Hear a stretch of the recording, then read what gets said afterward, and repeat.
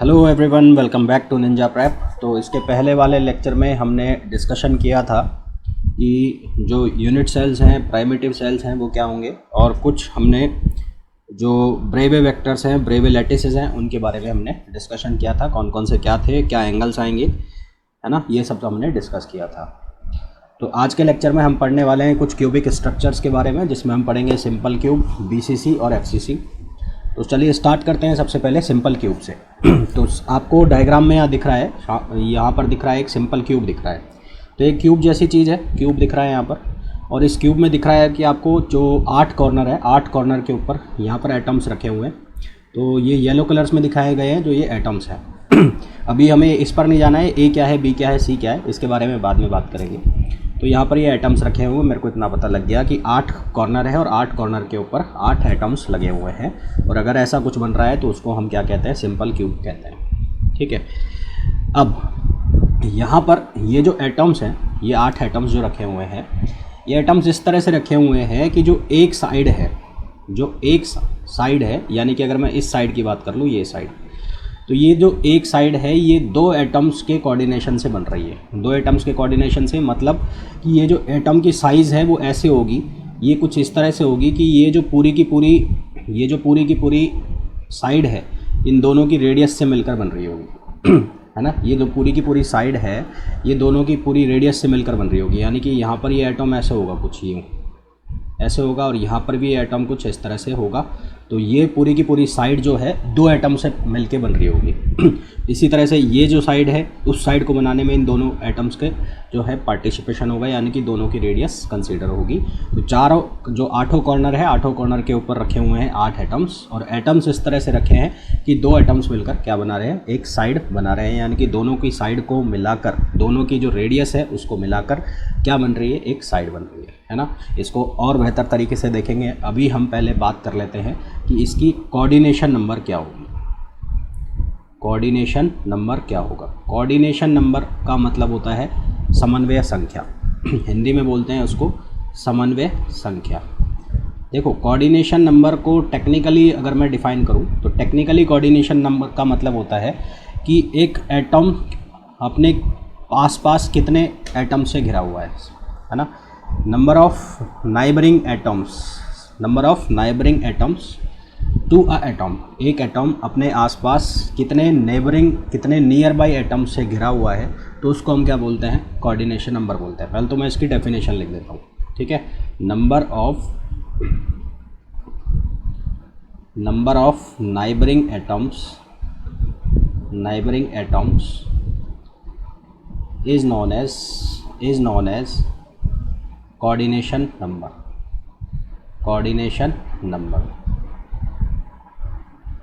देखो, अब इस चीज़ का मतलब क्या है, इस चीज़ को ऐसे समझो, ये तो टेक्निकल डेफिनेशन हो गई। अब इसको ऐसे समझो कि तुम हो, ठीक है, तुम हो और तुम्हारे दोस्त हैं, तुम दोस्तों से घिरे हुए हो, घिरे हुए हो। तो ये तो तुम हो गए, ये तुम क्या है, तुम एक मेन एटम हो गए, और तुम तुम्हारे दोस्तों से घिरे हुए हो, है ना। तो ये क्या हो गए, नाइबरिंग एटम्स हो गए। ये क्या हो गए, नाइबरिंग एटम्स हो गए। तो अगर मैं कहूँ यहाँ पर तुम्हारे पास, तुम घिरे हुए 8 दोस्तों से घिरे हुए हो, तो तुम्हारे जो कोऑर्डिनेशन नंबर है, यानी कि समन्वय संख्या है, वो कितनी हो जाएगी, 8 हो जाएगी। यानी कि तुम्हारे आसपास कुल कितने लोग हैं, 8। इसी तरह से मान लो ये वापस से तुम हो और ये तुम्हारे पास 5 लोग हैं, तो तुम्हारे जो कोऑर्डिनेशन नंबर है वो कितनी हो जाएगी, 5। यानी कि तुम अपने आसपास कितने लोगों से घिरे हुए हो, सेम टाइप के लोगों से, उसको हम क्या कहते हैं, कोऑर्डिनेशन नंबर कहते हैं। तो यहाँ पर अगर मैं इसके कॉन्टेक्स्ट में बात करूँ तो एक एटम अपने आसपास कितने परमाणुओं से बंधा हुआ है, कितने एटम से बंधा हुआ है, उसको क्या कहेंगे हम, कोऑर्डिनेशन नंबर। तो अगर मैं सिंपल क्यूब के कोऑर्डिनेशन नंबर की बात करूँ तो उसको समझने के लिए हमें एक डायग्राम की ज़रूरत पड़ेगी। डायग्राम में क्या है, हमें एक सिंपल क्यूब पहले दिया गया था इस तरह से, ये हमें सिंपल क्यूब दिखाया गया था जो हमें डायग्राम में दिखाया गया।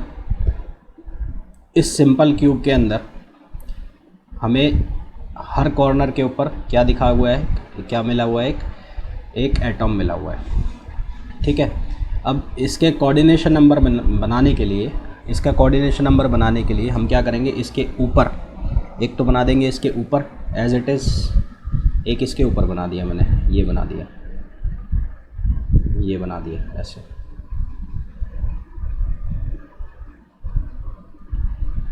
ठीक है। और यहाँ पर ये एटम एक बना दिया इसके साइड में एक बना दिया कहाँ पर, इसके साइड में, यहाँ पर, यहाँ बना दिया ऐसे,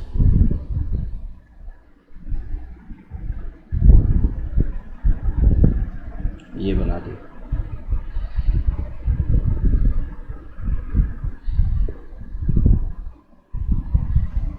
इसको मैं इस पेन से बना देता हूँ और ये बन गया। और एक मैं बना देता हूँ इसके पीछे ऐसा, ठीक है। तो आपको ये डायग्राम समझ में आ गया होगा कि मैं कर क्या रहा हूँ। तो देखो, अब मैं अगर इस एटम की बात करूँ, सिर्फ इस एटम की, इस एटम को ध्यान से देखो, ये कितने एटम से घिरा हुआ है। एक तो ये आ गया रेड वाला, ठीक है, इसको नंबर दिया मैंने एक आ गया ये ग्रीन वाला, इसको नंबर दिया मैंने 2। एक फिर से ये कौन आ गया, रेड वाला, इसको नंबर दिया मैंने 3। एक आ गया ये येलो वाला, इसको नंबर दिया मैंने 4। एक आ गया ये ग्रीन वाला, ये वाला, इसको नंबर दिया मैंने 5। एक आ गया ये कौन सा, ये वाला वाइट जो है, इसको नंबर दिया कितना मैंने 6। तो ये वाला जो एटम है ये कितने से, 1 2 3 4 5 और 6, यानी कि इसको इसके नाइबरिंग एटम्स ने कितनों ने घेर रखा है, 6 ने घेर रखा है। तो वैसा ही कुछ इस डायग्राम में अंदर दिखाया हुआ है। ये यहाँ पर वायलेट कलर का यानी कि बैंगनीकरण का मेन एटम है, इसको 6 तरफ से 6 जो एटम्स है उन्होंने घेर रखा है, सराउंडिंग में इसके में 1 2 3 4 5 और 6, ठीक है। तो ये इसके नियर बाई में है, तो ये बहुत सारों से घिरा हुआ, पर ये क्या है, इसके नियरेस्ट नेबर है, ठीक है। जो ब्लैक कलर से लिखे हुए हैं वो कौन से हैं, इसके नियरेस्ट नेबर हैं। फिर जो रेड कलर में दिख रहे हैं वो क्या है, नेक्स्ट नियरेस्ट नेबर है, यानी कि थोड़ा सा, मतलब ये सबसे पास है, ये थोड़ा पास है, और ये क्या है, ये दूर है। ये कौन सा है, ये ग्रीन कलर के हैं, ये बहुत दूर है। तो हम किन्हें काउंट करते हैं, जो सबसे पास होते हैं उसको हम काउंट करते हैं, किसको निकालने के लिए, कोऑर्डिनेशन नंबर निकालने के लिए।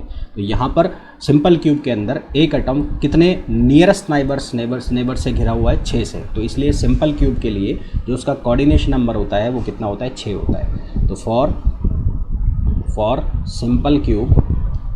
सिंपल क्यूब कोऑर्डिनेशन नंबर यानी कि समन्वय संख्या इज 6। अच्छा, एक चीज़ ये कि ये जो हम पढ़ेंगे क्यूबिक स्ट्रक्चर वगैरह हम पढ़ रहे हैं, थोड़ा सा ये टिपिकल होता है, इसको समझना। ये डायग्राम आपको समझने पड़ते हैं, उसके बाद ये बहुत आसान लगता है। एक बार ये डायग्राम समझ में आ जाए तो बहुत आसान चीज़ हो जाती है, और डायग्राम समझ में नहीं आए तो थोड़ा सा दिक्कत रहती है। उसके बाद बात करते हैं आगे, नेक्स्ट चीज़ आती है लैटिस कांस्टेंट। ये तो हो गई कोऑर्डिनेशन नंबर की बात। फिर बात करते हैं लैटिस कांस्टेंट। तो लैटिस कांस्टेंट की मैं बात करूँ तो वापस से मैं इस डायग्राम के ऊपर आ जाता हूँ, ठीक है। तो लैटिस कांस्टेंट की अगर मैं बात करूँ, लैटिस कांस्टेंट, तो लैटिस कांस्टेंट जो है उसको हम हिंदी में कहते हैं जालक नियतांक। हिंदी में क्या नाम देते हैं, जालक नियतांक। तो ये जो लैटिस कांस्टेंट है, मैंने आपको अभी बताया था कि ये क्यूब पे ये एटम्स इस तरह से रखे हुए हैं कि एक साइड 2 एटम से मिलकर बन रही है। मेरे कहने का मतलब ये है कि मैंने एक फेस ले लिया, कोई भी ये फेस ले लिया, ठीक है। अब इस फेस पर मैं एटम्स को इस तरह से रखूं कि जो एक साइड है, यहाँ ये एटम रखा हुआ, ये एटम ऐसे जा रहा है, ठीक, यहाँ ये रखा हुआ है ऐसे, तो ये जा रहा है। इसी तरह से ये वाला एटम होगा, यहाँ पर ये होगा तो ये पूरा घूम गया। इसी तरह से ये वाला होगा तो ये पूरा घूम गया। तो अगर आप देख रहे हैं, ध्यान से देख पा रहे हैं, तो एक एटम ये क्या होगी, यहाँ से यहाँ तक इसकी रेडियस, और यहाँ से यहाँ तक ये क्या होगी, रेडियस, और ये सारे ही क्या होंगे, सेम होंगे, आइडेंटिकल होंगे। यानी कि जो क्यूब की एक साइड बनी है, ये जो साइड है इन 2 एटम्स की रेडियस से मिलकर बनी है। तो a बराबर कितना हो गया, 2r। इसी तरह से यहाँ से भी देखोगे तो यहाँ पर भी a बराबर कितना हो गया, 2r हो गया। तो यहाँ पर जो एटम्स हैं उनको इस तरह से प्लेस किया गया है कि जो 2 एटम मिलकर एक क्यूब की जो क्या बना रहे हैं, साइड बना रहे हैं, है ना। तो यहाँ पर जो लेटेस्ट कांस्टेंट है, लेटेस्ट कांस्टेंट यानी कि ए, उस ए की वैल्यू कितनी हो गई 2r हो गई, जहाँ पर r क्या होता है effective radius of atom, effective radius of atom है ना। हिंदी में कहेंगे इसको प्रभावी त्रिज्या, हिंदी में क्या नाम दोगे प्रभावी त्रिज्या। तो ये क्या हो गया लेटेस्ट कांस्टेंट हो गया, किसके लिए हो गया सिंपल क्यूब के लिए हो गया। फिर नेक्स्ट जो बात आती है इसमें वो किसकी बात आती है, वो बात आती है volume of unit cell, volume of unit cell. Unit cell का हमें क्या निकालना है वॉल्यूम निकालना है। तो वॉल्यूम कैसे निकालेंगे, अब वॉल्यूम जो है यूनिट सेल, ये पूरी यूनिट सेल बनी हुई है, सिंपल क्यूब यूनिट सेल है, तो क्या बना हुआ है क्यूब, क्यूब का जो वॉल्यूम है वो क्या होता है ए क्यूब, तो v बराबर क्या हो गया ए क्यूब। और हमने अभी निकाला कि जो a है वो किसके बराबर है 2r के, तो यहाँ से a को बराबर करो किसके 2r के, तो 2r क्यूब हो गया, तो ये कितना हो गया ये हो गया 8r क्यूब, ठीक है क्या हो गया 8r क्यूब। तो ये क्या हो गया, ये हो गया वॉल्यूम ऑफ यूनिट सेल। फिर इसमें नेक्स्ट चीज़ पूछी जाती है number of atoms per unit cell, number of atoms per unit cell, एक यूनिट सेल के अंदर कुल कितने एटम्स हैं वो हमें निकालना है। कि जो क्यूब में ये हर कॉर्नर के ऊपर एक एटम रखा हुआ है, तो ये जो एक एटम है ये 8 यूनिट सेल्स के साथ क्या करता है साझेदारी करता है, ये एक एटम 8 यूनिट सेल्स के साथ क्या करता है साझेदारी करता है, कितने के साथ 8 के साथ। तो एक यूनिट सेल के साथ ये कितना पार्ट जाएगा इसका 1/8 जाएगा। भाई एक साझेदारी कर रहा है किसके साथ 8 के साथ, 8 के साथ साझेदारी करता है एक एटम, ठीक है, तो एक के साथ कितना करेगा 1/8, ये सिंपल मैथ्स हो गई। 8 के साथ साझेदारी करता है एक एटम, तो एक के साथ कितने करेंगे 1/8। तो यहाँ पर आपको ये जो कटिंग वाला पोर्शन दिखाया गया है ये दिख रहे हैं जो आपको यहाँ पर, तो ये क्या है ये वो वाला पार्ट है जो इसके साथ पार्टिसिपेट कर रहा है, यानी कि एक ये पूरी यूनिट सेल है, इस यूनिट सेल के एक कॉर्नर पर जो एटम का पार्ट रखा हुआ है कितना रखा हुआ है 1/8 पार्ट, एटम का कौन सा पार्ट रखा हुआ है 1/8। अब 1/8 ये हो गया, तो ऐसे ही कुल कितने कोने हैं 8 कोने हैं, है ना, और 8 कोनों पर 8 एटम रखे हुए हैं, तो टोटल नंबर ऑफ जो एटम्स है पर यूनिट सेल, तो total number of atoms, total number of atoms per unit cell, per unit cell वो कितने हो जाएंगे 8 × 1/8, और 8 × 1/8 का मतलब कितना हो गया 1, कितना हो गया 1, यानी कि पर यूनिट सेल जो एटम्स होंगे किस में सिंपल क्यूबिक स्ट्रक्चर में वो कितने होंगे 1 होंगे। अब उसके बाद नेक्स्ट हमें निकालना होता है volume of atom per unit cell, ठीक है, क्या निकालना होता है volume of atom per unit cell, volume of atom per unit cell. तो पर यूनिट सेल जो वॉल्यूम है उसको हम कैसे निकालेंगे, अब वॉल्यूम जो है क्योंकि एक जो एटम है वो कैसे स्ट्रक्चर रख रहा है स्फेरिकल, तो पर यूनिट सेल में नंबर ऑफ एटम्स कितने हैं 1 है, तो 1, और उसका पर यूनिट सेल में नंबर ऑफ जो एटम्स है कितने हैं 1 है, और उसको मल्टीप्लाई करा देंगे किससे वॉल्यूम से, किसके वॉल्यूम से जो स्पेयर है, स्पेयर का वॉल्यूम कितना हो जाएगा 4/3 πr क्यूब, 4/3 πr क्यूब। और हमने यहाँ पर देखा, अभी हमने देखा था कि जो r है वो किसके बराबर है, यहाँ से r किसके बराबर होगा a/2 के, a बराबर 2r है तो r किसके बराबर होगा a/2 के, तो यहाँ पर आप पुट कर दो 4/3 पाई और r की जगह रख दो आप a/2, तो a/2 का क्यूब हो गया, तो यहाँ से जो va है वो कितना बच जाएगा, वो बचेगा πa³/6, ठीक है, ये किसकी वैल्यू आ गई va की, va यानी कि volume of atom per unit cell, volume of atom per unit cell. अब मैंने यहाँ पर 4/3 πr³ लिया है क्योंकि हमें यहाँ पर पूछा है वॉल्यूम ऑफ एटम, यहाँ पर हमें पूछा था वॉल्यूम ऑफ यूनिट सेल, तो यूनिट सेल तो कैसी दिख रही है क्यूबिक, और एटम का जो शेप है वो कैसा है स्फेरिकल, तो स्फेयर का आयतन कितना होता है 4/3 πr³। पर यूनिट सेल, एक यूनिट सेल में परमाणु कितने हैं 1 है, तो इससे मल्टीप्लाई कर दिया, 1 से मल्टीप्लाई कर दिया। उसके बाद हमें निकालना होता है इसमें पैकिंग फ्रैक्शन, ठीक है, क्या निकालना होता है पैकिंग फैक्टर। तो पैकिंग फैक्टर जो है, पैकिंग फैक्टर, तो पैकिंग फैक्टर को हिंदी में हम बोलते हैं संकुलन गुणांक, संकुलन गुणांक, शॉर्ट में हम इसको लिखते हैं PF। तो ये जो पैकिंग फैक्टर है इसका जो फॉर्मूला है वो क्या होता है नंबर ऑफ वॉल्यूम ऑफ, इसका formula volume of atoms per unit cell upon volume of unit cell, volume of unit cell. इस चीज़ का सिग्निफिकेंस क्या होता है, यानी कि एक क्यूबिक सेल के अंदर कुल कितने जो एटॉम्स हैं वो आ सकते हैं, कितने समा सकते हैं उनके अंदर, है ना, ये कितनों को पैक कर सकता है अपने अंदर। तो इसका सिग्निफिकेंस यानी कि इसका ये मतलब होता है। तो volume of atom per unit cell जो हमने निकाला वो कितना आया, π/6 a³, और वॉल्यूम ऑफ यूनिट सेल जो है वो कितना है, a³ है। तो a³ से a³ कैंसिल हो गया, तो यहाँ से ये बनेगा कितना, π/6, और π/6 को यदि हम सॉल्व करते हैं तो ये आता है 0.52, और परसेंटेज में अगर लिखेंगे तो ये कितना बनेगा, 52%।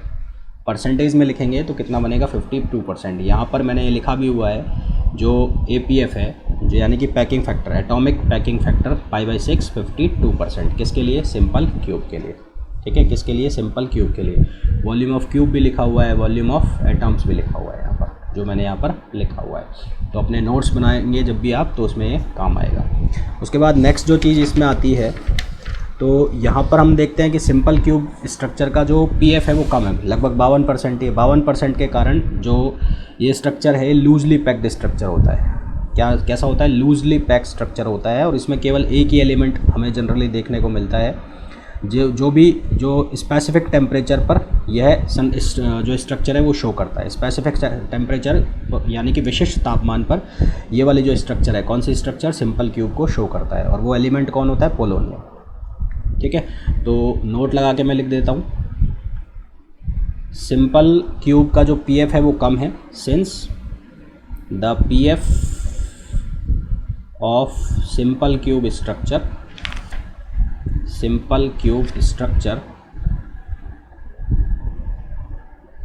is very less, hence the structure is loosely packed structure is loosely packed structure।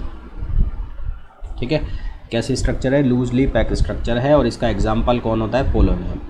तो पोलोनियम भी कब शो करेगा, स्पेसिफिक टेम्परेचर के ऊपर, विशिष्ट तापमान की जो रेंज होगी उसके ऊपर ही ये शो करेगा। तो यहाँ से हमें क्या क्या याद जो रखना है, जो क्वेश्चन हमें पूछा जाएंगे एग्ज़ाम के अंदर।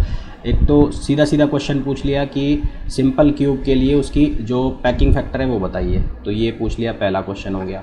फिर आपसे पूछ लिया कि सिंपल क्यूब का जो एग्जाम्पल है वो क्या होगा, सेकेंड क्वेश्चन हो गया।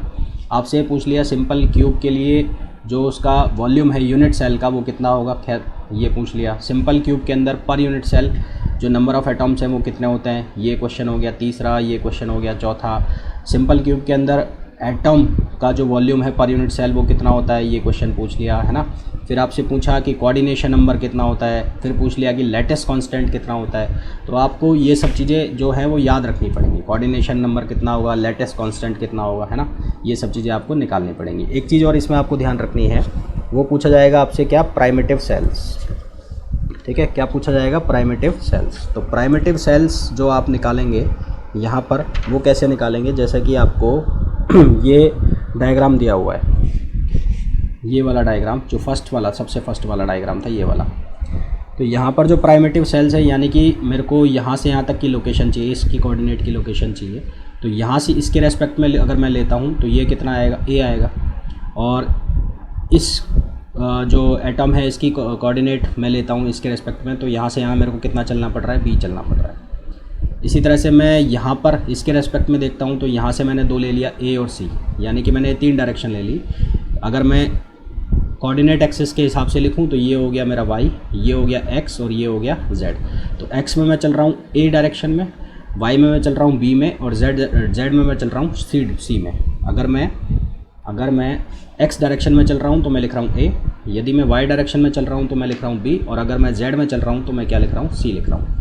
तो यहाँ पर ये वाला जो स्ट्रक्चर देख रहे हैं आप, ये बनाया है ए बी का, ए बी का बनाया है, मतलब ये क्या है x है और ये क्या है y है। तो यहाँ पर खड़ा होकर मैं अगर इस एटम के ऊपर आना चाहता हूँ तो मेरे को कितना चलना पड़ेगा a, और इस एटम के ऊपर जाना चाहता हूँ तो कितना चलना पड़ेगा b। इसी तरह से ये जो स्ट्रक्चर दिखाया गया है, ये जो स्ट्रक्चर है, ये कौन सा स्ट्रक्चर है, यहाँ पर a और c है, यानी कि ये है x और z।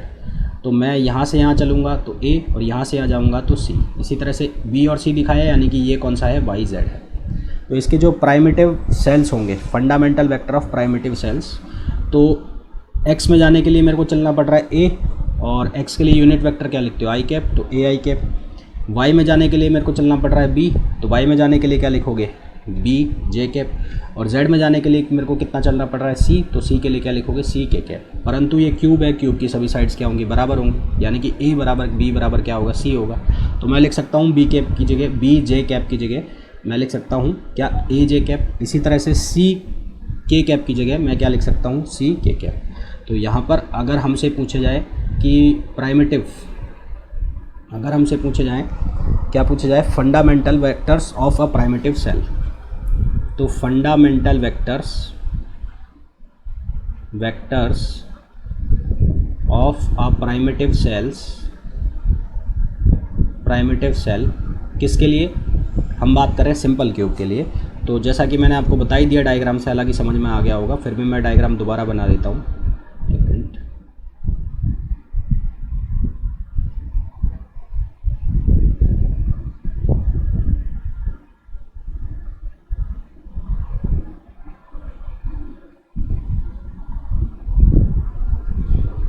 तो डायग्राम ये x हो गया,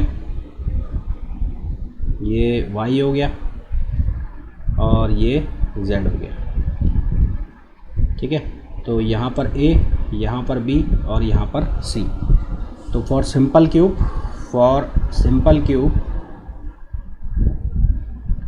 a बराबर कितना हो गया, ए आई कैप, a वेक्टर किसके बराबर, ए आई कैप। b वेक्टर किसके बराबर हो गया, वो भी a के और a j कैप। और c वेक्टर जो है वो भी किसके बराबर हो गया, a के कैप। यहाँ पर तीनों साइड्स बराबर हो गई, a बराबर b बराबर c, ठीक है। तो ये किसके लिए हो गया, प्राइमिटिव सेल्स के लिए। प्राइमिटिव सेल का अगर हम वॉल्यूम निकालें तो volume of primitive cell, volume of primitive cell, volume of primitive cell. तो प्राइमिटिव सेल का अगर हमें वॉल्यूम निकालना है तो वॉल्यूम को हम शो करेंगे इससे, ओम वाले साइन से। तो वॉल्यूम किसके बराबर होता है, a डॉट b और c, b और c का क्या होगा, क्रॉस प्रोडक्ट। तो a की वैल्यू कितनी है, ए आई कैप डॉट b की वैल्यू कितनी है, ए जे कैप, क्रॉस प्रोडक्ट c की वैल्यू कितनी है, ए के कैप। तो तीनों में से a कॉमन निकाल लो, ये तो बन गया a क्यूब। पूरे ब्रैकेट में क्या रह गया, i dot j dot k क्या बनेगा, i कैप बनेगा। तो i डॉट i क्या बनेगा, 1। तो यहाँ पर वॉल्यूम कितना आ गया, a क्यूब आ गया। तो एक सिंपल क्यूबिक स्ट्रक्चर के लिए यूनिट सेल और प्राइमिटिव सेल दोनों का जो वॉल्यूम है वो क्या होता है, सेम होता है, ठीक है। तो for a simple cube structure, for a simple cube structure, volume of unit cell and primitive cell is identical. ये क्या होता है, सेम होता है, ठीक है। तो ये बात हो गई किसके बारे में, सिंपल क्यूबिक स्ट्रक्चर के बारे में। नेक्स्ट हम बात करेंगे किसके बारे में, BCC, बॉडी सेंटर क्यूबिक, और बॉडी सेंटर क्यूबिक को हम शॉर्ट में क्या बोलते हैं, BCC। तो नेक्स्ट हम बात करेंगे किसके बारे में, BCC, बॉडी सेंटर क्यूबिक। तो बॉडी सेंटर क्यूबिक का आपको डायग्राम यहाँ पर दिखाया गया है। डायग्राम में क्या है, 8 कोनों के ऊपर 8 एटम है, 1 2 3 4 5 6 7 8, और एक ये पूरी जो बॉडी बन रही है इसके सेंटर में रखा हुआ है, इसलिए इसको क्या नाम दिया जाता है, बॉडी सेंटर क्यूबिक, है ना। क्या नाम दिया जाता है, बॉडी सेंटर क्यूबिक, ये इसको नाम दिया जाता है। इसके बाद इसका कोऑर्डिनेशन नंबर हम निकालें, क्या निकालें, कोऑर्डिनेशन नंबर। तो कोऑर्डिनेशन नंबर हम कैसे निकालेंगे, इसका जो कोऑर्डिनेशन नंबर है वो कितना हो जाएगा, 8 हो जाएगा। इसका यदि कोऑर्डिनेशन नंबर निकालोगे तो वो कोऑर्डिनेशन नंबर कितना हो जाएगा, 8 हो जाएगा। 8 कैसे हो जाएगा भाई, ये जो बीच वाला एटम है, बीच वाला एटम, ये इसके साथ भी क्या कर रहा है, कोऑर्डिनेट कर रहा है। 1 2 3 4 तो ये हो गए, फिर 5 6 7 और 8। तो ये बीच वाला जो एटम है इसके नियरेस्ट नाइबरिंग एटम्स जो कौन कौन से हैं, 1 2 3 4 5 6 7 8। तो इसका जो कोऑर्डिनेशन नंबर हो गया वो कितना हो गया, 8 हो गया। ठीक है, कितना हो गया, 8 हो गया। तो यहाँ पर सबसे पहले BCC के अंदर जो कोऑर्डिनेशन नंबर है, कोऑर्डिनेशन नंबर यानी कि नियरेस्ट नाइबरिंग एटम, वो कितना हो गया, 8 हो गया। और यहाँ पर कोऑर्डिनेशन नंबर निकालने के लिए हम इस सेंट्रल वाले एटम जो है इसको कंसीडर करेंगे। जैसा कि ये जो कट व्यू है इसमें दिखाया गया है, ये वाले पोर्शन तो इनको हम क्या कहते थे, 1/8 पार्ट। ये जो होगा ये तो कौन सा होगा, 1/8 पार्ट, है ना, हर एटम का, क्योंकि एक एटम कितने से पार्टिसिपेट कर रहा है, कितने सेल्स के साथ, 8 सेल्स के साथ। तो एक सेल के पास कितना था, 1/8। तो 1/8 1/8 1/8 1/8 1/8 1/8 और बीच में ये रखा है पूरा का पूरा एटम। तो ये कितने के साथ यहाँ पर टच कर रहा है, 1 2 3 4 5 6 7 8, है ना। तो टोटल कोऑर्डिनेशन नंबर कितने हो गए, 8 हो गए। फिर हमें क्या निकालना था, फिर हमें निकालना होता था लैटिस कांस्टेंट। लैटिस कांस्टेंट, तो लैटिस कांस्टेंट में वहाँ पर हमने देखा था कि जो एक क्यूब की जो एक साइड है वो 2 एटम्स से मिलकर बनी थी, यानी कि एटम्स को इस तरह से प्लेस किया हुआ था, एटम्स को इस तरह से प्लेस किया हुआ था कि वो दोनों मिलकर एक साइड बना रहे थे। उसका आधा आधा हिस्सा एक साइड के अंदर जा रहा था, तो वो बन रहा था 2R। यहाँ पर ऐसा नहीं होगा क्योंकि बीच में सेंटर वाला एटम भी है, जैसे कि यहाँ दिख रहा है आपको ये वाला डायग्राम। तो इस डायग्राम के अंदर आपको दिख रहा है ये यहाँ पर एक एटम हो गया, एक एटम ये हो गया, एक ये हो गया। तो ये बीच वाला एटम जो है, ये देखो, ये वो बीच वाला एटम ये पूरा का पूरा है, ये टच कर रहा है किसके साथ, इस वाले के साथ और इस वाले के साथ। यानी कि ये वाला जो एटम है ये इस वाले के साथ और इस वाले के साथ, दोनों के साथ क्या कर रहा है, टच कर रहा है। सेम कहानी यहाँ पर हो रही है। तो यदि ये वाला पार्ट मैं बाहर निकाल लूँ, ये वाला पार्ट, तो मैंने क्या करा, ये वाला पार्ट बाहर निकाल लिया सिर्फ। ठीक है, ये सिर्फ ये वाला पार्ट मैंने बाहर निकाला, ये वाला जिसको मैं मार्क कर रहा हूँ। पहले ये निकाला मैंने, फिर ये निकाला, तो ये अंदर गया ऐसे, इसको नीचे से मैंने यहाँ से ऐसे मिला दिया। ठीक है, फिर इसके ये वाले पार्ट को बनाओ, ये वाले पार्ट को, तो ये वाला पार्ट ऊपर जा रहा है ऐसे, यहाँ पर एक एटम है और ये ऐसे गया और ये ऐसे नीचे मिल रहा है। तो ये मैंने पार्ट पकड़ा है इसका। तो अब मेरे को एक चीज़ बताओ, ये साइड कितनी है, A है, और ये साइड ये A है। तो ये वाली जो साइड है ये ट्राइंगल बना के नहीं बना, ये पाइथागोरस थ्योरम लगी। तो ये साइड कितनी हो गई, A√2 हो गई, है ना। ये साइड कितनी हो गई, A√2 हो गई। अब मेरे को ये वाला ट्राइंगल दिखा, ये वाला ट्राइंगल दिखा, तो ये वाला ट्राइंगल मैंने बाहर निकाल लिया। तो ये वाला ट्राइंगल जब मैं बाहर निकालता हूँ तो सिर्फ इस ट्राइंगल को बना देता हूँ, ये ट्राइंगल मैंने बना दिया। ये ट्राइंगल के अंदर ये वाली जो साइड है वो तो है A, वो ये साइड है, और ये वाली जो साइड है वो कितनी है, वो है A√2। कितनी है, A√2। अब ये वाली जो साइड है इसके ऊपर वो सेंट्रल एटम है वो रखा हुआ है। वो सेंट्रल एटम जो रखा हुआ है वो इस तरह से रखा हुआ है कि दोनों से टच कर रहा है। ये पूरे का पूरा आ गया यहाँ पर, ये तो पूरा का पूरा आ गया। ठीक है, और पूरे के पूरे की रेडियस जो है कितनी है, R है, तो डायमीटर कितना हो जाएगा, 2R। यानी कि ये जो डिस्टेंस होगी, ये डिस्टेंस कितनी हो जाएगी, 2R हो जाएगी यहाँ से यहाँ तक। और आधा पार्ट ये हो गया इसका, क्योंकि ये पूरा तो कंट्रीब्यूट करेगा नहीं, तो ये करेगा आधा, ये ऐसा चला गया, और आधा ही ये हो गया इधर, ये हो गया यहाँ पर। तो ये डिस्टेंस कितनी हो गई, R, और ये भी कितनी हो गई, R। तो ये पूरी डिस्टेंस कितनी हो गई, 2R, R और R कितनी हो गई, 4R। तो वापस से अगर इस ट्राइंगल को बनाऊं तो वापस से ये ट्राइंगल कुछ ऐसे बना, ऐसे बना। ये डिस्टेंस कितनी, A√2, ये डिस्टेंस कितनी A, और ये कितनी हो गई, 4R। 2R प्लस R कितनी हो गई, 4R। तो इस ट्राइंगल के अंदर अगर मैं पाइथागोरस थ्योरम लगा दूं, तो पाइथागोरस थ्योरम अगर मैं लगाता हूं तो मेरे को क्या मिलेगा, 4R² = A√2² प्लस A², ये मिला। और इसको जब मैं सिंप्लीफाई करता हूँ तो यहाँ से बनेगा 16R² बराबर 3A², और A² कितना हो गया, A² हो गया 16/3R², और A की जो वैल्यू है वो कितनी आ गई, 4R/√3। A की वैल्यू कितनी आ गई, 4R/√3। तो डिस्टेंस बिटवीन 2 नाइबरिंग एटम्स, है ना, 2 नाइबरिंग एटम्स के बीच की जो डिस्टेंस है वो कितनी होती है, 2R होती है ना। एक की रेडियस R और एक की रेडियस R। तो डिस्टेंस बिटवीन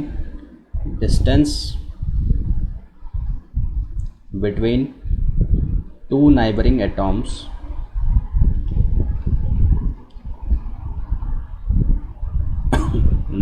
एटॉम्स वो कितनी होगी 2r, और 2r को सॉल्व करेंगे तो कितना आ जाएगा a√3/2। 2r कितना आ गया a√3/2। ठीक है, तो ये किसकी वैल्यू होगी, distance between two neighbouring atoms. फिर उसके बाद हम क्या निकालते हैं, हम निकालते हैं volume of unit cell.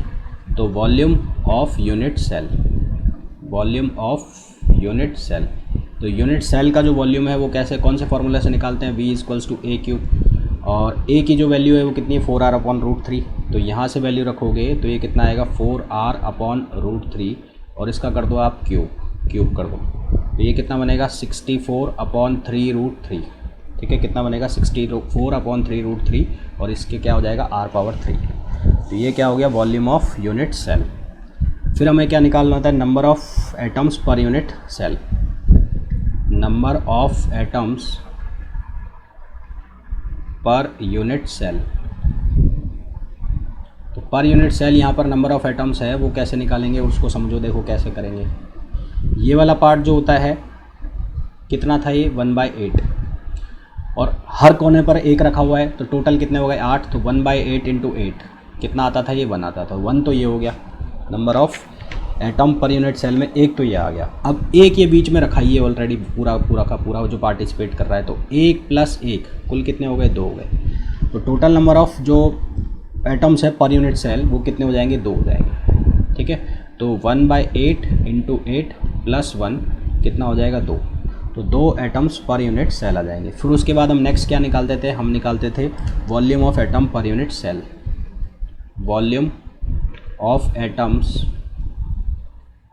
Per unit cell, volume of atoms per unit cell. तो पर यूनिट सेल का जो वॉल्यूम है वो हम कैसे निकालेंगे, यहाँ पर नंबर ऑफ एटम्स कितने हैं 2 को मल्टीप्लाई कर दो 4/3 एक के वॉल्यूम से πr³, और r की वैल्यू हमने निकाली है। r की वैल्यू हमारे पास कितनी है, r की वैल्यू है हमारे पास ये a√3/2, तो 2 × 4/3 पाई, और r की वैल्यू कितनी है, ये 2r की वैल्यू है, हमें चाहिए r की वैल्यू, तो r की वैल्यू a√3/4 इसका क्यूब हो गया।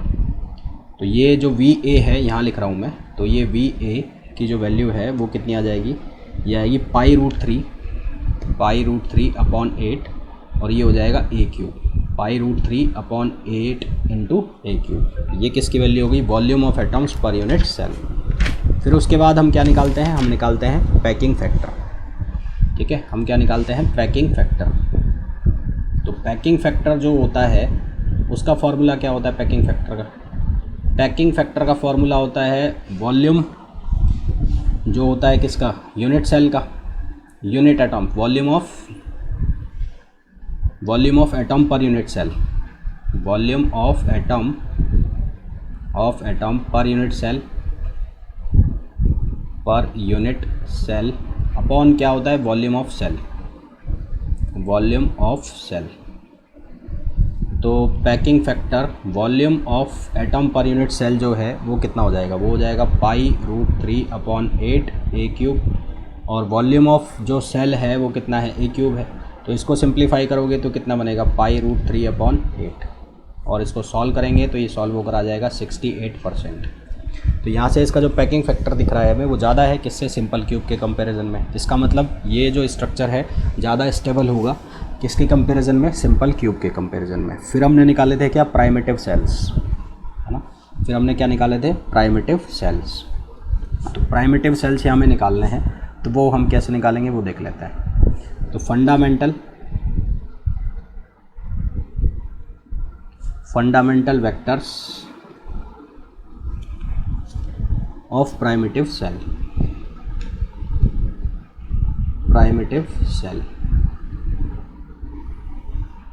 तो fundamental vectors of primitive cell जो है वो अभी के लिए तो मैं आपको जस्ट डायरेक्ट लिख देता हूँ। इसके बाद मैं इसके ऊपर एक अलग से लेक्चर बना दूंगा तीनों के लिए, सिंपल क्यूब के लिए, BCC के लिए और FCC के लिए, क्योंकि अगर मैं अभी इनको समझाने बैठा तो लेक्चर बहुत बड़ा हो जाएगा।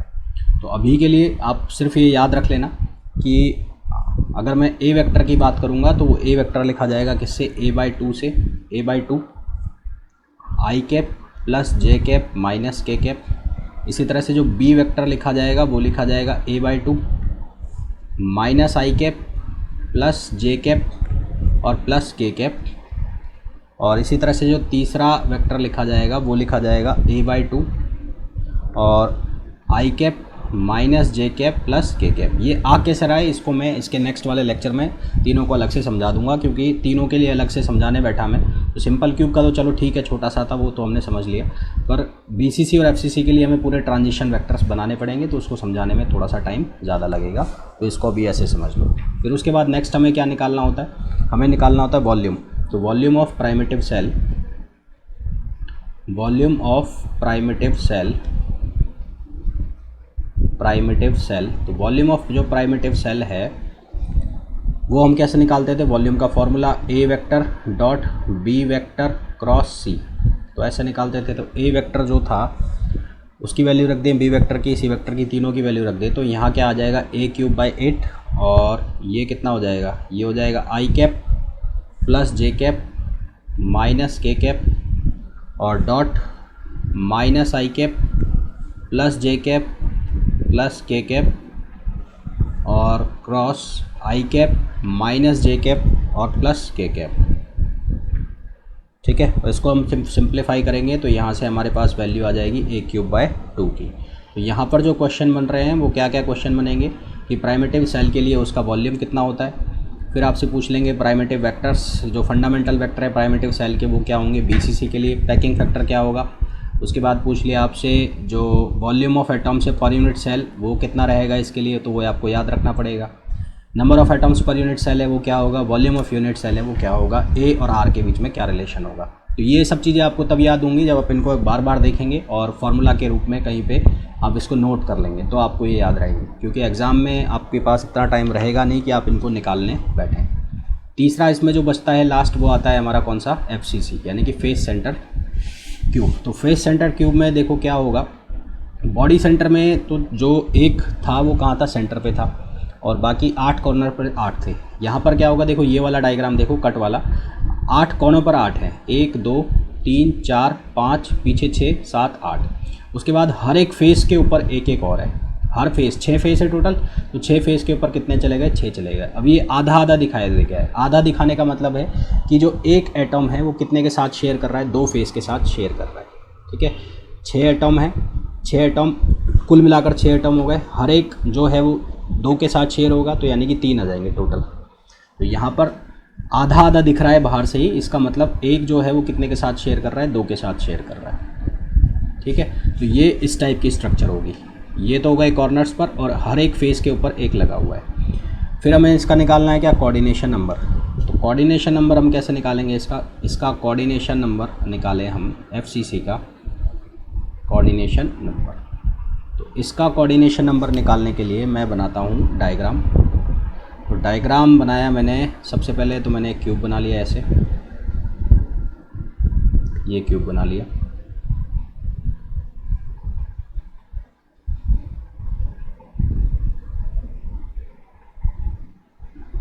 ये क्यूब बन गया। ठीक है, 8 कोनों के ऊपर 8 रखें, 1 2 3 और 4, नीचे वाले पे 4 4 5 6 7 8 और हर फेस पे रखा है। मैं ये वाला फेस का दिखा देता हूँ। तो इसके कोऑर्डिनेशन में कौन कौन है वो देखो, ये इससे कोऑर्डिनेट कर रहा है 1 2 3 और 4 तो ये हो गए सीधे सीधे।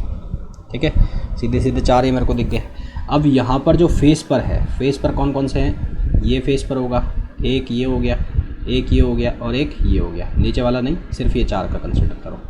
तो 4 मिलकर ये बना रहे होंगे ऐसे, ये आपस में कोऑर्डिनेट कर रहे होंगे ऐसे, ये ऐसे। तो ये वाला जो एटॉम है इनके साथ भी कोऑर्डिनेट कर रहा होगा, 1 2 3 और 4, इन चारों के साथ भी कोऑर्डिनेट कर लिया। तो 4 ऊपर 1 2 3 4 और 4 नीचे, 1 2 3 4, टोटल कितने हो गए 8। अब इसके ऊपर एक क्यूब और रखा होगा, एक क्यूब और रखा होगा, तो एक क्यूब को और रख दो। ठीक है, एक क्यूब और मैं बना देता हूँ सेम साइज़ का, ये बना दिया।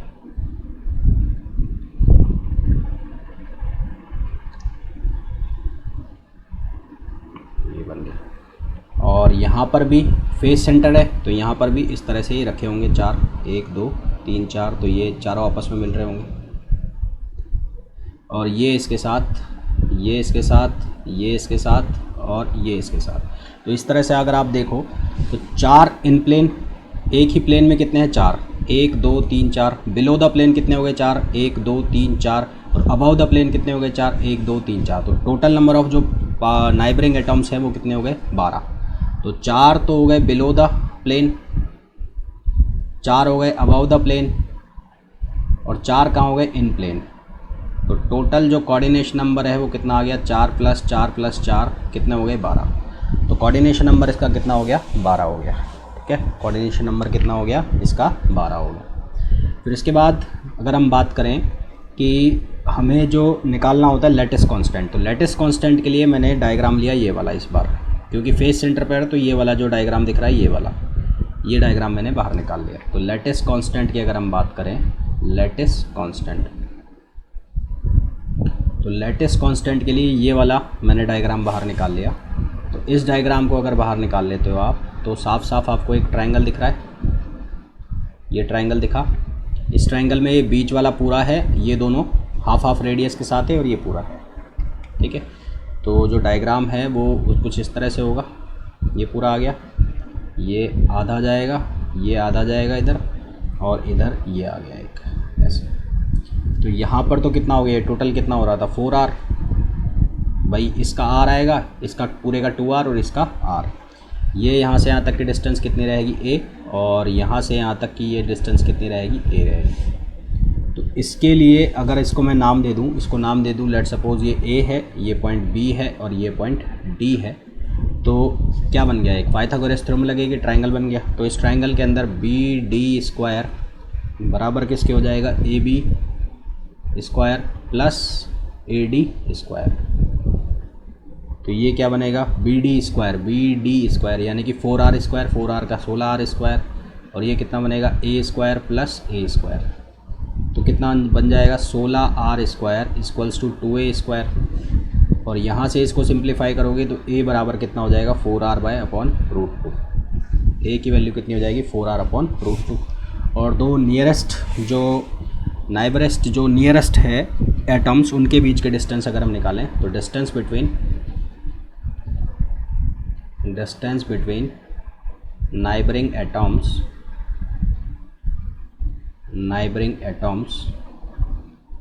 वो कितनी है 2r, और 2r की वैल्यू कितनी हो जाएगी a√2/2, जिसको हम लिख सकते हैं a/√2।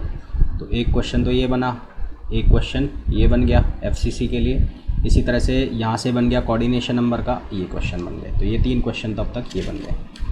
उसके बाद क्या पूछा जाता है हमसे पूछा जाता है वॉल्यूम ऑफ यूनिट सेल। तो volume of unit cell V = a³।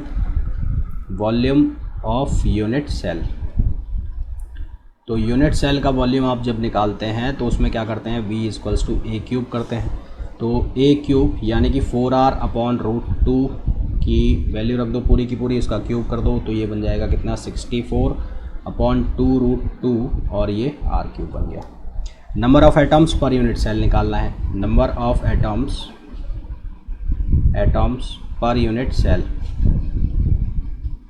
Number of atoms per unit cell निकालना है। तो कैसे निकालोगे, इसके लिए वही डायग्राम देखोगे तो डायग्राम में क्या दिख रहा है कि 8 ये वाले पार्टिसिपेटिंग कितने होते थे 1/8, और 8 कोनों पर 8, तो कितने हो गए 1/8 × 8 कितना हो गया 1 हो गया।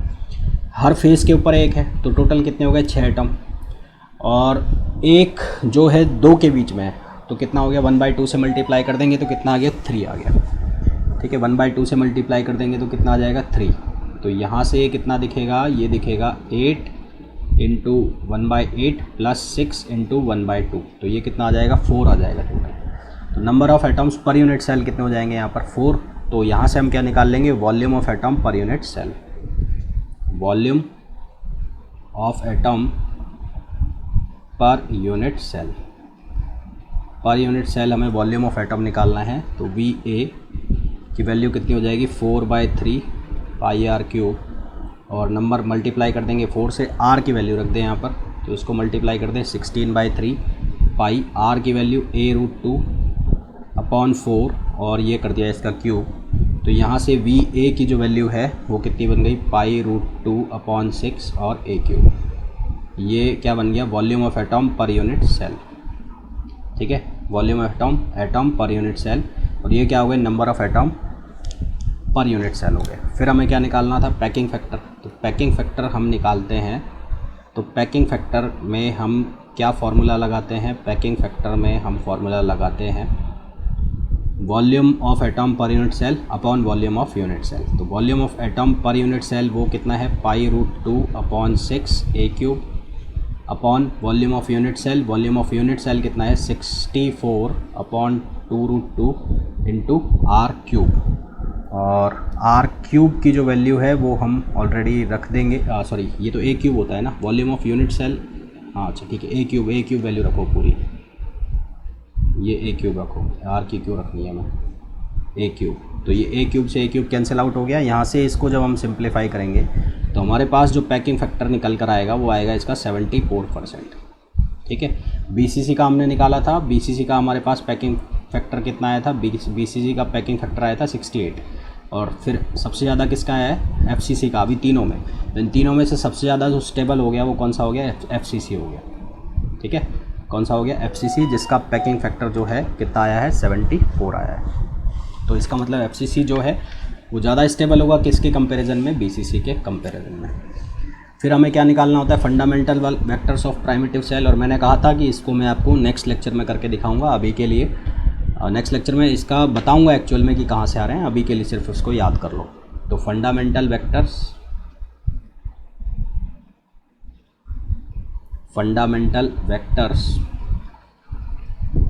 Of primitive cell, fundamental vectors of primitive cells. तो प्राइमिटिव सेल्स के लिए फंडामेंटल वेक्टर यहाँ पर लिखे जाएंगे, a वेक्टर बराबर a/2 i² plus j²। b vector लिखा जाएगा a/2 j² प्लस k²। और जो c वेक्टर लिखा जाएगा वो लिखा जाएगा a/2 i² प्लस k², ये लिखा जाएगा। और volume of primitive vector, volume of primitive vector, primitive cell, उसका वॉल्यूम का क्या फार्मूला था, वॉल्यूम का फार्मूला था a.b×c। और इसको जब सिंप्लीफाई करोगे तो ये लिखा जाएगा a³/8।